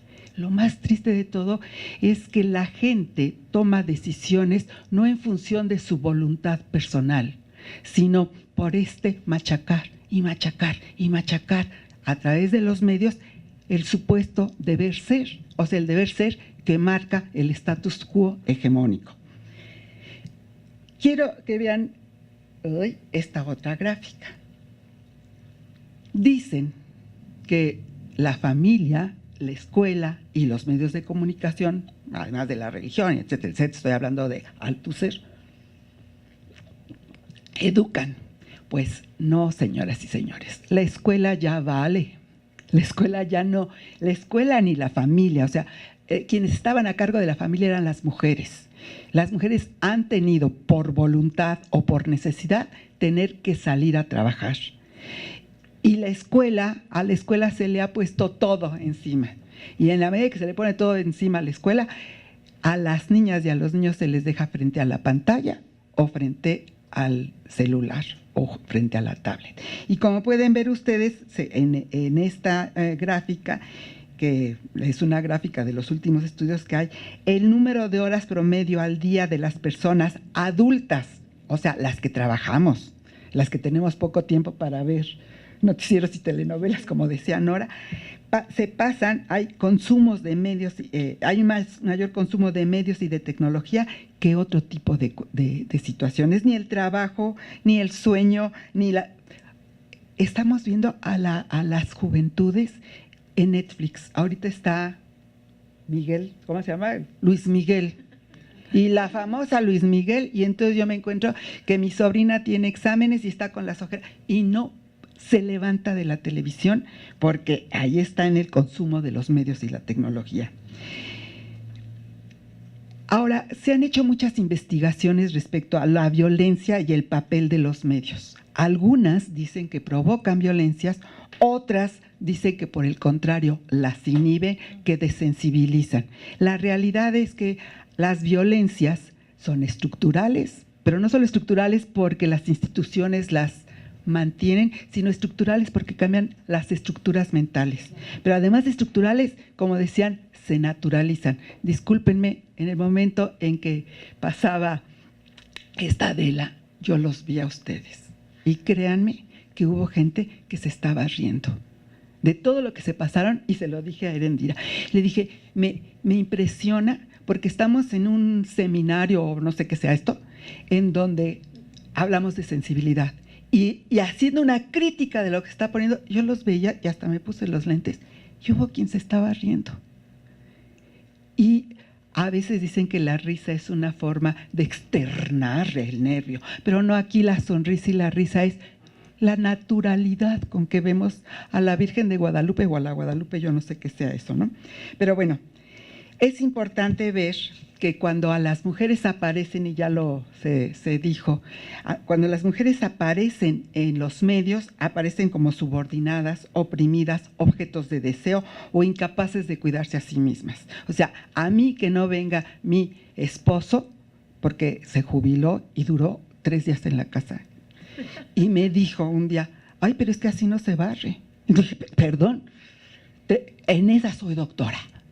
No me vas a venir a decir a mí, después de 40 años, cómo se barre, ¿no? Pues sí, claro, si tenemos al maestro limpio que le dice en la televisión a la mamá y a la hija cómo se hacen las cosas, pues entonces seguimos con el prototipo. Es importante tomar en cuenta que la violencia en los medios no es casual. Los medios, su razón es una razón comercial, están viviendo en una competencia de mercado y por ello tratan con todos sus instrumentos el mantener el status quo, olvidando que somos seres humanos. La mayoría de los medios pertenecen a las empresas privadas y como pertenecen a las empresas privadas, venden lo que quieren comprar a aquellos que lo naturalizan. Y esto es una de las peores cosas que suceden. Y ahí voy en algo que decía Tere también y que me parece importante, porque esto sí le compete a la Comisión Nacional de Derechos Humanos. ¿Cuál es la regulación que hay de los medios? ¿Quién hace esa regulación? ¿Y quién, en la corrupción total y en la impunidad, permite que estas imágenes, estas cosas, ¿qué dice? Estas copas, y déjenme tapar las propias, se las sirvo a quien quiera, a quien yo quiera. Esto es justamente el significado y el significante, el juego del cual hablaba Tere, o ya no sé si, de las canciones, de lo que viene siendo el albur mexicano, en esta constitución hegemónica de una mentalidad patriarcal, en donde la cosificación de las mujeres es mayor. Ahora, todo esto requiere determinar qué es la violencia y en qué se ha beneficiado el mantener estas cuestiones en áreas y qué características, porque voy a entrar a lo que los niños, las niñas y los jóvenes están trabajando. ¿En qué medida las imágenes o los mensajes afectan a la gente y por qué las afectan? Hay un estudio de la Organización Mundial de la Salud que plantea que la violencia en los medios de comunicación hace que las audiencias se identifiquen con la violencia, se valoren como los victimarios. Los niños y las niñas en Michoacán, estuve trabajando 2 años levantando datos con las maestras y los maestros de Michoacán y vimos que en menos de 3 años los niños de preescolar decían antes, ¿qué quieres ser cuando seas grande? Policía o bombero. En menos de 3 años entrando a la familia, lo que quieren es ser sicarios, ¿sí? Y lo dicen. Esta es una forma de valorar más a los victimarios. Aceptan la violencia como solución de conflictos, se vuelven insensibles a la violencia. Los efectos que generan es desensibilizar frente al dolor, reproducir la violencia. Causan sentimientos de medios y lo vemos en los niños y las niñas que están expuestos a la violencia, a los temores que tienen. Me voy más rápido. Ahí están, si las quieren leer. Porque aquí lo importante, y no voy con la televisión, nada más les voy a dar una marca de la televisión. Vean ustedes lo que gana el plan comercial de Televisa, lo que gana con referencia a lo que difunden, todos los millones de pesos. Y por supuesto, si las copas de una mujer venden, pues las publicito, ¿sí? Ya hablaron de los reality shows. Me voy a otra gráfica. Esto es lo que se ve por la población total y la población de infantes. El 54% de los infantes ven televisión abierta, pero en menos de unos meses el 36% están en Internet. ¿Por qué digo yo que la TV ejerce violencia institucional? Porque la Constitución en nuestro país dice que el Estado velará y cumplirá con el principio del interés supremo de la infancia. Y les quiero decir que la Ley Federal de Comunicaciones y de Radiodifusión dice que los concesionarios deberán abstenerse de transmitir contenidos que afecten o impidan objetivamente el desarrollo integral de niñas y niños y adolescentes o que se haga apología del delito del cual nos habló. Sin embargo, nada más quiero decirles que resulta que hay en el Diario Oficial se publicó, ahorita les digo que, pero tengo que ir rápido, se publicó algo de la publicidad en la que no hicieron caso. Lo único que hicieron fue cambiar los horarios de transmisión, que eran a las 20 horas y que tenían contenidos de violencia, lenguaje soez, sexo y drogas, ahora ya se pueden pasar a las 16 horas. Y es inconcebible que los niños y las niñas y los jóvenes, en aquello poquito en lo cual se cumplió la ley, vaya para atrás porque un diario oficial mete todos estos contenidos programáticos a esas horas en las cuales los niños y las niñas están frente a la televisión. Y esto es muy bonito, porque esto es lo que es la violencia simbólica. Y esto es en el Internet y en todos lados. Hay estudios de diseño en el uso de la música y los colores. Si uno, como decía Adela, se pone a ver exactamente una película o algo, se va a dar cuenta que el uso del color simbólicamente y a nivel inconsciente, y esto no lo digo yo, lo dicen muchos estudios, el color determina el estado de ánimo que la gente puede tener. Y los reto a que vean la Guerra de las Galaxias sin música o la Guerra de las Galaxias en blanco y negro y van a ver que la sensación es completamente otra. Termino y quería terminar con propuestas. Esto nada más es de las cuestiones que provocan los medios de comunicación en esas cuestiones estereotipadas de belleza. Me voy rápido y este es el dispositivo que a mí me está aterrando. Y yo estaba viendo, todas las personas están con el celular en la mano. Y el celular, aunque todavía es de cierta clase social, les quiero decir que la UNAM tiene proyectos científicos y tengo entendido que el ILSE también tiene proyectos científicos en los cuales se están pidiendo los celulares para que a través de ellos se enseñe ciencia y tecnología, pero no se están regulando. Y al no regularse, y traigo aquí las gráficas, traía yo todas las gráficas de las redes sociales, cómo se utilizan, pero lo peor de todo, y aquí esta es la violencia que a mí me impacta más porque también es institucional y entiendo perfectamente, me lo ha dicho el presidente de la comisión, el Internet y las redes rebasan las fronteras y al rebasar las fronteras, o sea, estamos en diferentes lugares del mundo al mismo tiempo vía el Internet. Y desgraciadamente es muy difícil regular a nivel internacional. Pero quiero que vean ustedes cómo el Facebook y el Google, ¿y qué pasa con esto? Y aquí son los perfiles. Los perfiles, el porcentaje de niñas, niños y jóvenes mujeres y hombres utilizan es impactante, el 78%, ¿sí? Y esto es lo que sucede. Dos cosas y con esto termino. Vía el Internet, vía los celulares, se cooptan a las niñas para la trata sexual infantil. Pero no solo eso, no sé si se alcance a leer lo que en Facebook los hombres jóvenes, niños de 12 a 30 años dicen respecto de esas niñas. Es verdaderamente, y si alguien se ríe aquí, lo voy a denunciar públicamente, porque es inconcebible que a una niña en Facebook se le diga esto. Es para mí muy importante porque este es el pronóstico que se hace en Naciones Unidas respecto al uso de las tablets y los celulares. Entrar a Google, entrar a Facebook.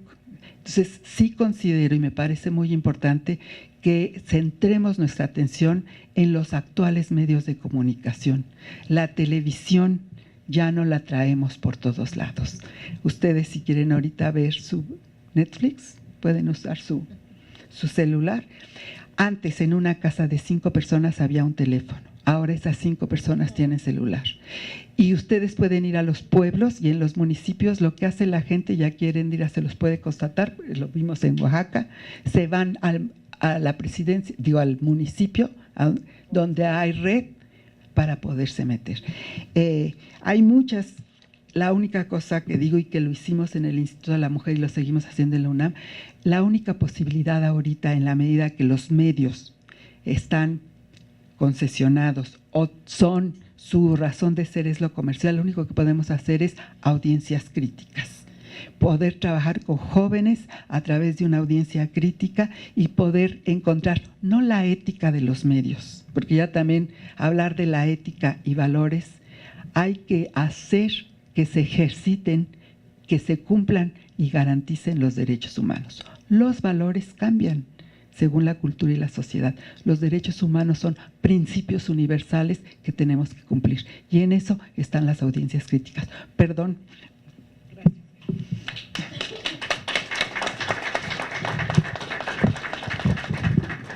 Bueno, yo creo que aquí hay un consenso general sobre la cuestión de la legislación y la normatividad de medios de comunicación, porque existe. Pues el tema no es que no existe, sino que no se aplica. Y ese es un tema gravísimo, me parece. Tendremos ya después una próxima mesa sobre libertad de expresión. Me parece bien interesante porque tiene que ver con todas estas construcciones también, y insistiría desde la perspectiva de género. Y sobre todo a mí me parece muy importante lo que Gaby nos coloca, que es la famosísima agenda setting para quienes trabajamos en medios de comunicación o hemos estado en cuestiones de medios de comunicación, es cómo se coloca la agenda temática a partir de los medios y ahora dentro de un proceso más grave que son las nuevas tecnologías. Es impresionante, a mí me intolera ver a las mamás que les dan a sus bebés la tablet o el celular, que ya los niños ya saben así chiquititos, no saben ni hablar y ya saben cómo entrar, hasta quitan la clave de, que es impresionante. A mí de verdad me alarma, por no decir otra cuestión, no en términos de estar en contra del desarrollo de las nuevas tecnologías, sino por lo que atrofia también eso. Pues creo que ha sido una mesa increíblemente interesante y les pediría yo a las compañeras y compañeros que están aquí, si quieren hacer algún comentario, les tendrían un minuto para poder hacer esta esta tarea, si ustedes les están en el interés, y la compañera que maneja las redes sociales tiene algún comentario también, entonces nos estaríamos como atentos si alguien quiere hacer, si no, daríamos una última ronda de comentarios y cierres finales porque varios de ustedes me pidieron que fuéramos rápidas también porque tienen algunas actividades también ellas, y apreciar, pues todas son súper comprometidas y sobre todo tienen trabajos que le exigen también presencia. Entonces, si no hubiera comentarios de la audiencia o de los que estamos aquí presentes, yo les pediría a cada uno de ustedes si quieren hacer comentarios por 3 minutos para cerrar. Si quieren, empezamos por Nora Patricia, por favor, para que cerremos esta mesa deliciosa que tuvimos, y a mí sí me retó para varios temas también. Gracias, Heredia. Nomás decir, a la hora que leías mi currículum, soy maestra en educación, no tengo maestría, soy maestra en educación, no hay problema, pero es importante. Por esto que mencionaba también Gabriela, yo quisiera empezar con varias cosas. Hay un dato que me saltó con Tere. En 2007 la tasa de homicidios era baja, de 8 homicidios por cada 100 personas, ¿no? En México, 100,000, hablamos de 100,000, bajísima. Pero en 2007 ya habían matado a muchas mujeres en Ciudad Juárez. Y estábamos tratando, antes de 2007, de que la noticia llegara no a la página roja de los diarios, que la televisión tocara el tema y que entrara a la información general, que no se quedara en la nota roja. Ya para el 2007, pues que estamos hablando del 94 que comienza el fenómeno mediáticamente hablando, cuando se expone, primero en Chihuahua y luego cuando llega a México, pues prácticamente 2004, que es cuando ya hay una conciencia mediática de los crímenes, aunque se les seguían llamando las muertas de Juárez. Mujeres que se mueren, quién sabe por qué, las muertas. No, todos vamos a morir, ¿no? Pero en este caso eran, yo decía, las mujeres asesinadas y las niñas asesinadas en Juárez. Qué dato, ¿eh? Qué dato, y el contraste, ¿no? De muy baja criminalidad, pero había una masacre en el norte contra las mujeres, que se extendió de Chihuahua hasta Baja California, el fenómeno. Ya están los números. Luego, ¿cómo venimos analizando esta violencia política contra las mujeres? Yo coincido con Tere, ella lo ha dicho contundentemente, yo también pienso que es la respuesta a la paridad de género.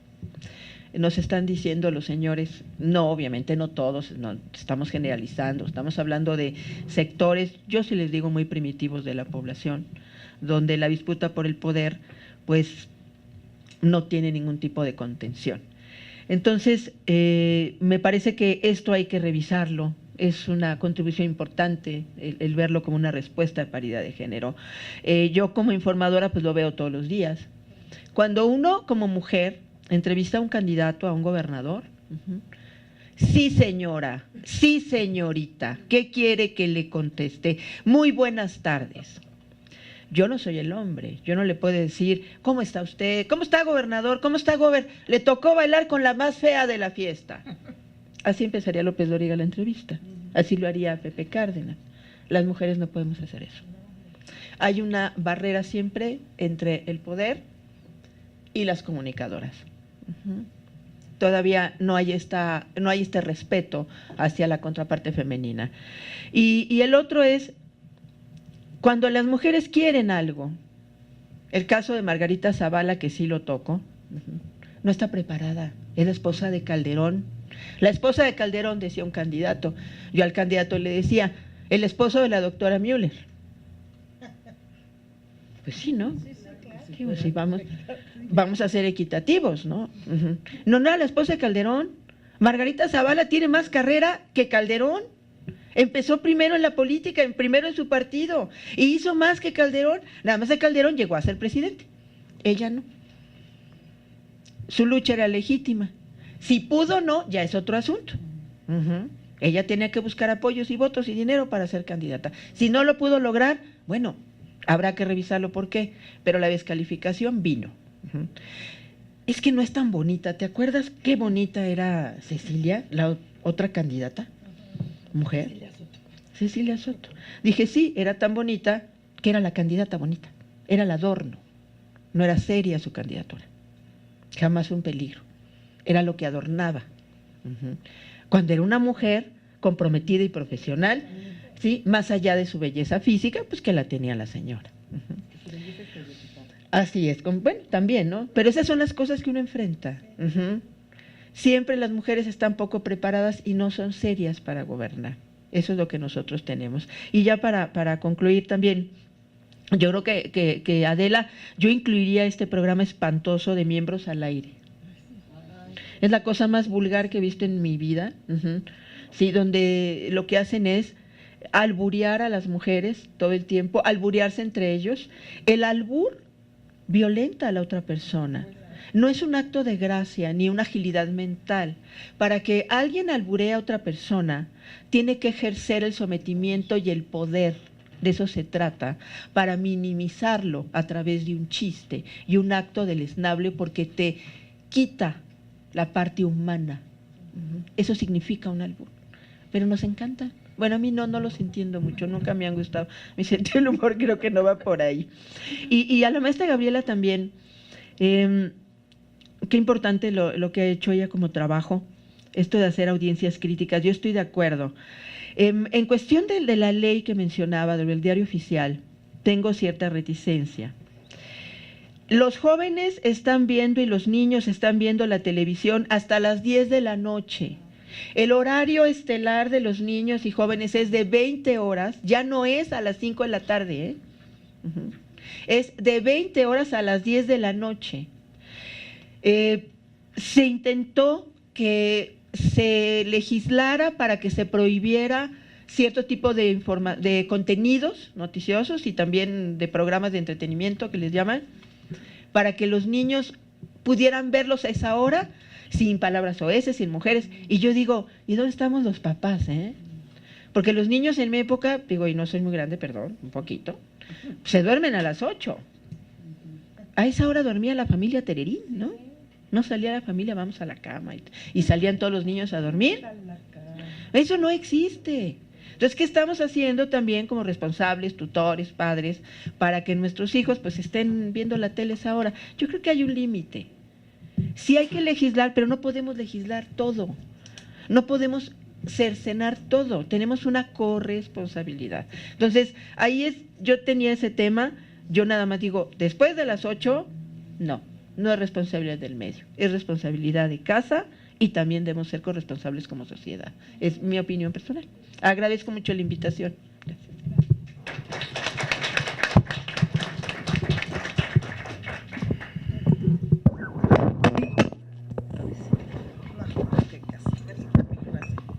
Sí. Bueno, yo un poco precisar la información.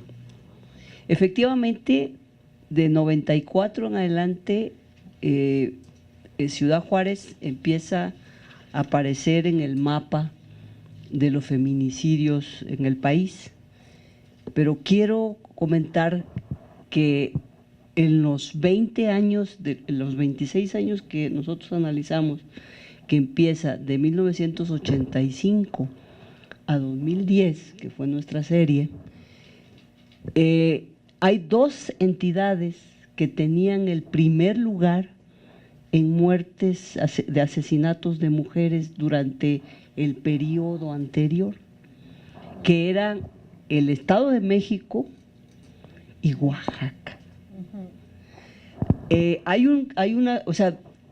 Chihuahua y el norte venían de tasas muy bajas y de pronto en el 94 sube, en el 98 se pone en el primer lugar y a partir del año 2000 prácticamente estado entre el primero y segundo lugar a nivel del país, sobre todo por el caso de Ciudad Juárez.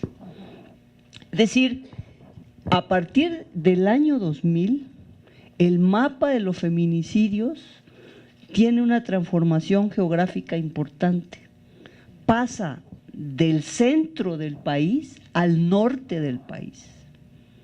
Y se coloca en el norte y ahorita ustedes pueden ver que si vemos cuál es el top 10, aparte del Estado de México que sigue estando en el top 10, vamos a encontrar, por ejemplo, Colima, vamos a encontrar Baja California, vamos a encontrar Durango, vamos a encontrar Sinaloa, vamos a encontrar Chihuahua.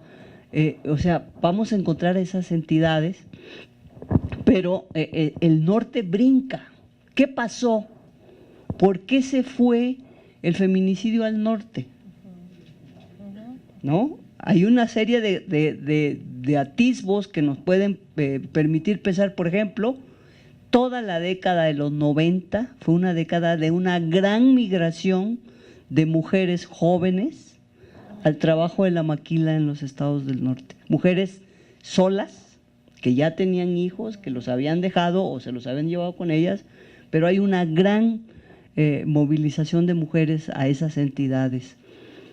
Ahora, pues yo considero que también estuvo presente y está presente este elemento que Rita Segato identificó en el caso de Juárez y que lo sigue identificando en muchas de las países donde existe, sobre todo lo que le llaman el Triángulo Norte, que son Centroamérica, que es Honduras, Guatemala, El Salvador, que es lo que le llama el segundo estado, que son poderes políticos, económicos y poderes desde el punto de vista de la coerción y de la violencia, que están ya disputando al Estado la hegemonía, el dominio sobre el territorio, ¿no?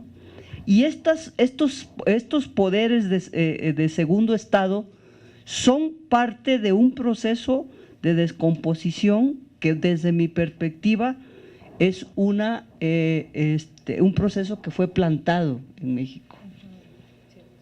O sea, es parte de una estrategia todo este proceso de descomposición y de violencia que estamos viviendo en el país. Bueno, finalmente voy a decir algo sobre el tema de la escuela y la familia. En el año 2000, los especialistas en infancia decían que estábamos viviendo ante una nueva infancia, porque era la primera vez en la generación, sobre todo de los millennials, ¿no?, que los hijos ya no estaban educados por la generación anterior, sino que ya tenían una serie de medios y recursos en donde ellos estaban educando a sus padres. Por ejemplo, en todo el uso de las tecnologías, etcétera. Efectivamente, es un proceso creciente de donde la familia está perdiendo y la escuela están perdiendo efectivamente control del tema de la educación y de los contenidos, cómo se forman las nuevas generaciones. Pero aguas, esto es este fenómeno se toma como un argumento para decir que la que tiene la culpa de todo es la mujer, porque ya no se queda en la casa y sale a trabajar, ¿no? Es decir, aquí lo que tendríamos que tener es un reconocimiento social, político, de un nuevo contexto para la formación de las personas y entonces tener políticas que efectivamente permitan mucho más conciliación, trabajo, familia, que haya un proceso mucho más deliberativo y consciente en la parte de la educación, que la educación vuelva a ser un elemento central para los gobiernos y para las sociedades. Y creo que hay que tomar ahí medidas en esa parte. Finalmente, señalar que hay una correlación también entre las libertades sexuales que las mujeres hemos conquistado, la libertad sobre nuestro cuerpo, y la objetualización que se hace de él. Esto es parte, tampoco es un argumento esto para decir volvámonos a tapar y volvámonos a recoger para que no ocurra esto, ¿verdad? Pero lo que es cierto es que son parte de esos avances y retrocesos que tiene la historia de la liberación de las mujeres, ¿no? Y que debemos de tomarlo como un tema importante también en la discusión. O sea, debemos de poder tener la libertad, y continuar con la libertad sobre nuestro cuerpo, e incluso el tema de la libertad sexual sin la objetualización, sin la fetichización, sin el abuso y sin la violencia. Muchas gracias. Gracias. Hablando acerca de los derechos, del derecho a la información, Creo que está haciendo mucha falta realmente trabajar en conjunto con las instituciones. Es decir, se tuvo una primera ley de radio y televisión en 1960. 10 años después se hace la otra ley de radio, televisión y cinematografía. Y a la fecha no ha habido ningún cambio. O sea, han habido pocos, ¿no? En relación, pero en términos de ley tal cual. Y esto, bueno, me viene porque me recuerda algo que fue muy interesante. Más o menos a mediados de los años 70, Manuel López Valdés fue censurado precisamente por Gobernación por haber hecho un famoso chiste y en lugar de decir Don Benito Juárez, dijo Bomberito Juárez. Fue suficiente para que él lo censuraran. Suficiente, ¿eh? Y lo bajaron y le quitaron programa y le quitaron todo. Y ahora en la actualidad vemos lo que vemos, ¿no? Con los ejemplos que traje, y no dice nada y no pasa nada, ¿no? Estoy totalmente de acuerdo, lo sabemos. Los medios de comunicación viven de un rating, viven de un puntaje. Los medios de comunicación viven por la publicidad, de eso se mantienen, ¿sí? Esa es la mayor entrada que el medio de comunicación tiene. ¿Qué hacer entonces, no? Este rating, bueno, pues entonces, como por ahí empezaron, ¿no? A llamar la atención los reality show, y entonces dijeron, pues de aquí somos. Pero entonces empezaron a subir de tono, hasta que esto ya se vuelve insostenible. Entonces, tenemos este derecho a la información y yo diría, ¿y por qué no un derecho a la información? Y aquí es donde entraría la Comisión Nacional de Derechos Humanos en un trabajo conjunto con la Secretaría de Gobernación, ¿por qué no? ¿Sí? Hacer esta recomendación de hacer un trabajo conjunto, hacer una nueva ley que realmente tome en cuenta a un derecho a la información sin violencia. Ya violencia ya la tenemos, introyectada, inyectada por todos lados, ¿no? Y también obviamente hacer una aclaración aquí también importante.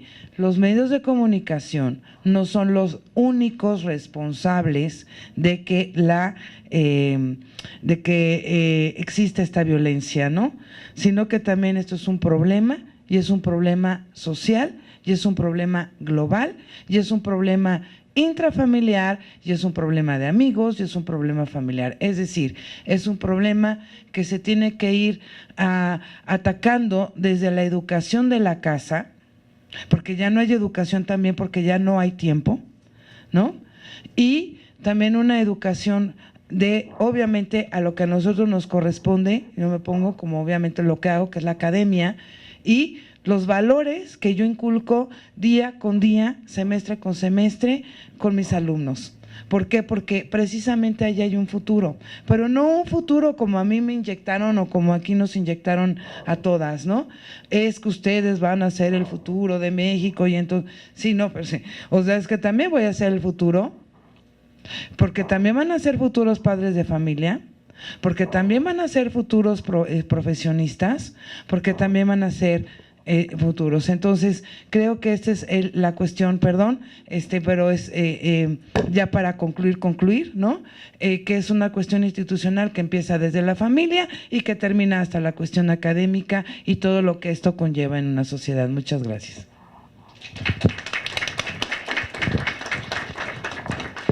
Bueno, como yo no pude dar la parte positiva, creo que es muy importante las nuevas tecnologías, son importantísimas, han salvado muchas vidas, pero justamente estas tienen que ir aunadas o paralelamente con lo que yo llamo las audiencias críticas. Tenemos que hacer audiencias críticas en la familia. O sea, yo también sé que las niñas y los niños ahora hasta las 8 o 10 de la noche están viendo televisión. No solo eso, la televisión, el tablet y el teléfono son las nuevas nanas de las niñas y los niños. No quiero culpabilizar a las mujeres porque ya nos han culpabilizado de todo. Las mujeres trabajamos o por necesidad o por gusto. Por gusto yo ahora que ya tengo nietos y que no educo hijos, pero la gran mayoría necesita trabajar. Clara Hussitman nos dice, lo que antes era un salario mínimo que sostenía una familia, ahora tiene que ser 4 salarios mínimos, 4 integrantes, y evidentemente es tan importante la audiencia crítica, esto es, la escuela debe tomar en cuenta la vida cotidiana. La escuela, las maestras y los maestros deberían o podrían tener contenidos educativos con el simple hecho de preguntar, porque no solamente es de horarios. Las caricaturas a las 4 de la tarde son muy violentas, pero no solamente violentas. Imaginan monstruos que no existen y lo que incitan es a defenderse de esa monstruosidad, no a través de construcción de paz, sino a través de violencias. Entonces ya no es solo el horario, es desde pequeños. Y es tan importante la audiencia crítica, porque a la medida que los nuevos medios rebasan fronteras y no hay legislación internacional que pueda controlar los satélites, les quiero contar algo que ocultó la prensa. La prensa ocultó el caso de los célibes involuntarios. Esto pasó en Toronto, Canadá. En abril de este año, un tipo en su camioneta arrolló a una multitud. Esa multitud estaba compuesta de puras mujeres. De esas mujeres, 10 personas murieron. De esas 10, 8 eran mujeres. El resto quedó herida. Este tipo, cuando lo pescan, resulta que forma parte de un grupo que nada más y nada más nos tiene un cuarto de millón de seguidores. Estos seguidores están en una red que se llama la red de yo no sé qué, porque son los hombres que están molestos porque en Canadá, en Europa, ya no pueden tener relaciones sexuales, ya no pueden pagar por las relaciones sexuales, ya son célibes involuntarios, porque ahora las relaciones sexuales tienen que ser consensuadas.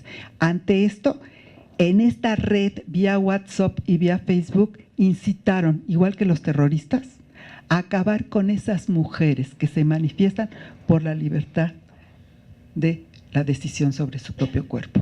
Ese es el gran temor que para mí tienen ahorita estos instrumentos tecnológicos. Si no hacemos audiencias críticas, se conforman conciencias colectivas que llevan al terrorismo, que no solamente es el terrorismo árabe, es el terrorismo contra las mujeres.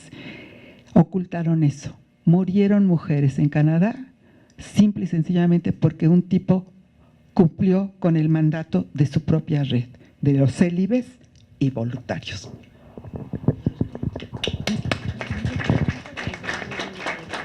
Pues como ven, este debate da para muchos más, ¿no? Y yo diría que este paseillo que estas 4 maravillosas personas nos dieron, pues arroja varios temas, un contexto realmente complejo que nos alerta y nos alarma por no solamente la coyuntura electoral, sino porque también nos hace ver que las instituciones de Estado todavía estamos en pañales para construir la paridad, en todos los sentidos que implica esto, porque el espacio público traduce el Estado, la situación de lo privado.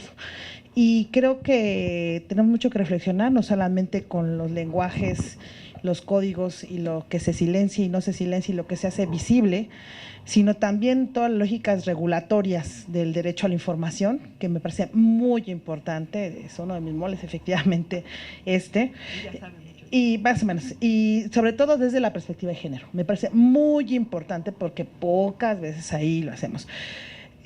Cómo actuar y cómo generar procesos que deconstruyan la violencia. Y me parece que los medios de comunicación son fundamentales para hacer estos procesos de deconstrucción, de recrear otras formas y otros mecanismos de relaciones sociales, pero sobre todo algo muy importante es cómo hacemos alianzas. Para la Comisión Nacional de Derechos Humanos es fundamental, nuestro presidente nos ha colocado ejemplarmente alianzas estratégicas con la academia, con la sociedad civil, con las diversas instituciones, por eso este es un ejemplo de nuestras alianzas. Gracias, Nora Patricia. Te vamos a decir que sería bien lindo que como tú fuiste también una aliada para colocar los derechos humanos en sus primeros orígenes.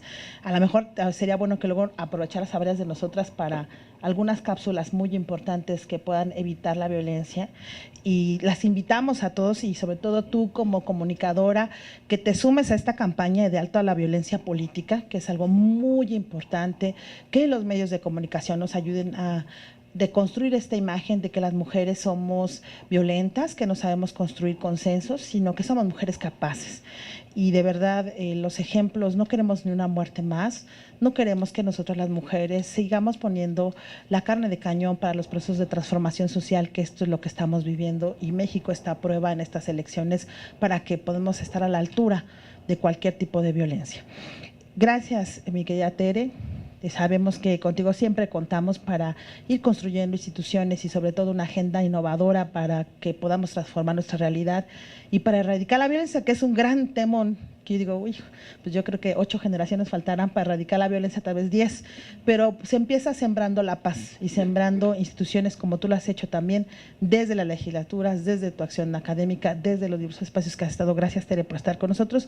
Adela, gracias también por compartirnos estos elementos que nos parece muy importante de visibilizar lo que nos normalizamos, lo que nos parece muy cotorro y que a mí sí me enfurece, por eso no soy consumidora casi de medios ya, contrariamente a mi formación, ya a veces ni veo Netflix, a veces solamente algunas series que persona con audiencia crítica. Sí, además. Selectiva. Qué pena, pero realmente lo que nos parece importante es, claro que digamos ciertamente es una ventaja y una desventaja, pero lo real es que Adela nos coloca algo muy importante, es cómo justamente vamos construyendo nuevas formas entre la academia y las diversas instancias de derechos humanos para hacer agenda pública, y creo que eso es muy importante. Gaby, te vamos a agarrar la palabra para hacer una agenda en materia de medios de comunicación y mujeres. No lo hemos hecho. El movimiento feminista no lo ha colocado como una agenda fundamental, y tú que estás en diferentes esferas y diferentes procesos lo vamos a agarrar, porque también sería una agenda muy importante en este proceso de transición mexicano, pero sobre todo en la agenda curricular de las escuelas. Nos parece fundamental que la SEP tenga todo un proceso también de educación para los padres, y de educación y de análisis crítico de medios, y te agarramos la agenda desde la CNDH para poder hacer posible esto. Gracias a todos nuestros amigos y amigas que estuvieron aquí presentes, gracias a nuestros queridísimos audiencia en los diversos puntos y latitudes que nos ven a través de Facebook, a través del Scream, a diversos espacios que llegamos como Comisión Nacional de Derechos Humanos. Gracias por este espacio, que fue un lujo venir a esta mesa con ustedes. Gracias a todos y a todas.